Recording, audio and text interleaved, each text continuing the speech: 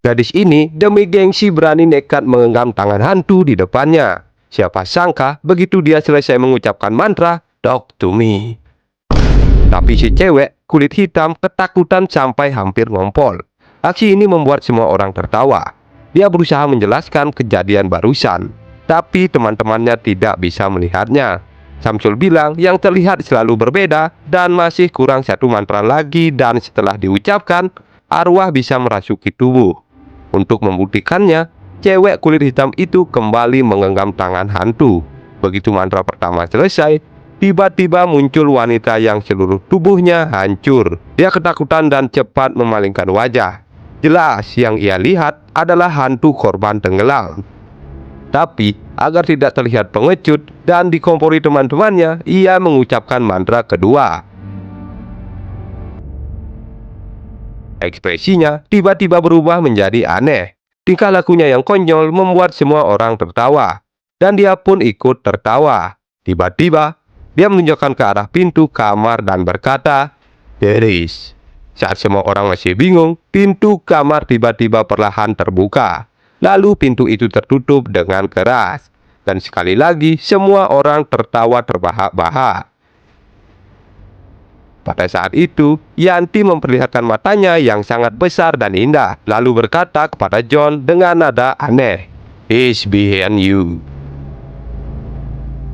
Semua orang ketakutan dan menoleh, tapi tidak ada apa-apa. Si Samsul mengingatkan, waktu hampir habis.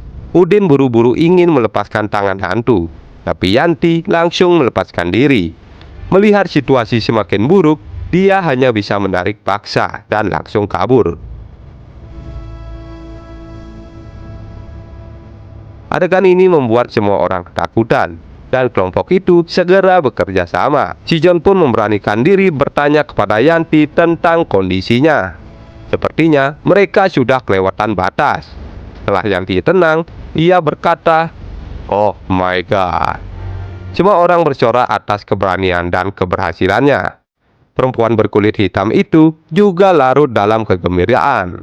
Namun, mereka sama sekali tidak tahu betapa berbahayanya permainan ini. Mereka bahkan memutuskan untuk mencoba lagi. Kali ini si pria yang bernama Darto maju. Demi alasan keamanan, mereka mengingatkan ia di atas kursi. Ritual pun dimulai, dan semua orang mengeluarkan ponsel mereka untuk merekam. Setelah Darto mengucapkan mantra, dia tampak melihat sesuatu yang sangat menakutkan, membuatnya buru-buru menoleh. Setelah menenangkan diri, dia mengucapkan mantra kedua, "Aku akan pergi ke sana." Ekspresi Darto tampak sangat menyakitkan, seolah-olah dia sedang sekarat karena kehabisan napas. Tak lama kemudian, Darto tiba-tiba menunduk. Lalu saat ia mengangkat kepala, wajahnya berubah. Jelas, kali ini arwah yang merasukinya tampak berbeda. Dari gerak-geriknya yang berlebihan, tampaknya ini arwah mesum. Dia terus-menerus mendesah ke semua orang sambil menggoyah tubuhnya tanpa henti, hingga kursinya terjatuh. Anjing di sampingnya sangat peka. Demi menyucikan diri, si anjing yang bernama Wang Cai bahkan rela memberikan ciuman pertamanya. Adegan heboh ini membuat semua orang geli dan jijik. Ada yang tak tahan melihatnya, lalu mengambil tangan hantu itu dari tangannya. Darto seketika sadar ia baru mempermalukan diri di depan umum.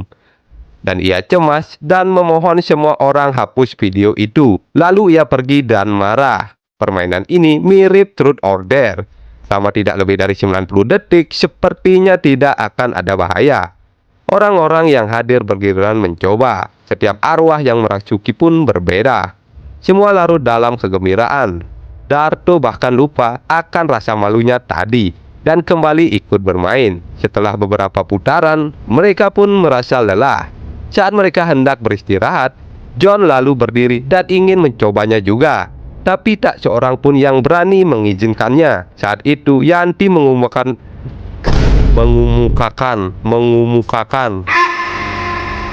Saat itu Yanti mengumumkakan pendapatnya, yaitu mempersingkat waktu menjadi 60 detik. Meski begitu, John tetap tidak setuju. Jadi ia memohon pada Yanti. Diputuskan mempersingkat waktu jadi 50 detik. Dan tragedi pun dimulai saat itu juga. Kali ini arwah yang datang berbeda, langsung meminta maaf tanpa henti. Dia sangat menyebalkan bagiku.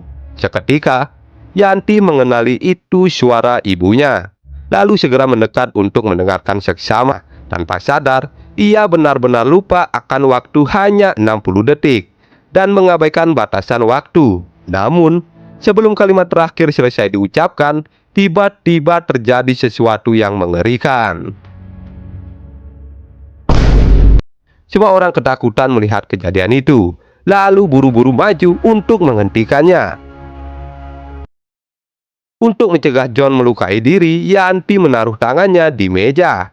Setelah benturan terakhir, John pun pingsan di lantai. Orang-orang segera memeriksa luka, hanya Yanti yang terpaku. Ia sadar membuat masalah besar, lalu buru-buru pergi membawa tangan hantu itu. Setelah pulang, melihat tangan hantu di depannya, ia gelisah. Dan Yanti pun pergi ke rumah sakit, tapi dicegat di luar ruang perawat. Keluarga John kini sangat membencinya. Jika bukan karena dia, John tidak akan seperti itu. Ia hanya bisa berdiri melamun di koridor. Tiba-tiba, bayangan ibunya muncul di jendela. Yanti mengikuti bayangan ke kamar mandi, tapi di dalam tidak ada siapa-siapa. Saat hendak pergi, pintu bilik tiba-tiba tertutup, membuatnya menoleh ke belakang. Siapa yang kamu rindukan? Ia berusaha mendobrak pintu, tapi saat terbuka, tidak ada apa-apa di dalam. Orang-orang di sekitarnya kini membencinya. Di sisi lain, Yanti makin rindu pada ibunya. Ia membuat keputusan berani, menggenggam tangan hantu di depannya, dan mengucapkan mantra. Saat dia membuka matanya, dia bertemu ibunya. Tapi ibunya mengatakan dirinya bukan bunuh diri. Kali ini, Yanti melanggar pantangan besar saat bicara dengan arwah. Tidak hanya melewati batas waktu 90 detik, bahkan tidur bersama arwah ibunya. Dia langsung menemui ayahnya untuk meminta penjelasan. Dia selalu berat hati atas kematian ibunya. Ayahnya bersikeras ibunya memang bunuh diri, bahkan membacakan surat wasiat ibunya di depannya. Yanti menerima semua ini. Dia pun beralih ke kamarnya. Arwah itu masih ada dan memberitahu Yanti bahwa ayahnya berbohong. Itu bukan ayahnya dan ia akan menyakitimu. Jika ingin menyelamatkan John, kamu harus membunuhnya. Hanya dengan begitu, dia bisa bebas dari penderitaan. Tak lama kemudian, Yanti mendengar ketukan keras di pintu. Seorang pria masuk dan saat menoleh, wajahnya sangat mirip ayahnya. Pria itu tanpa berkata langsung menyerang. Yanti tak siap, dan setelah dijatuhkan, pria itu mencoba mencekiknya. Saat itu, ayah yang sebenarnya ada di luar pintu. Saat ayah asli masuk dan melihat itu, ia langsung memeriksanya. Tapi tanpa diduga, Yanti mengambil gunting dan menusuknya ke ayahnya. Setelah sadar, Yanti bingung. Ia melihat tangan hantu itu dan teringat John di rumah sakit. Ia lalu menelpon Marni yang menjaga John dan membujuknya datang ke rumah. Sementara ia diam-diam ke rumah sakit dan melihat ibu John. Wanita itu tidak hanya memaafkan, tapi juga memahami tindakannya.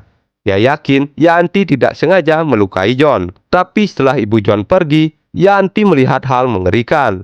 John tiba-tiba berubah jadi pria tua yang terus membujuk Yanti untuk membunuh diri. Sementara itu, Marni tiba di depan rumah Yanti. Teleponnya tidak diangkat, jadi ia masuk untuk memeriksa.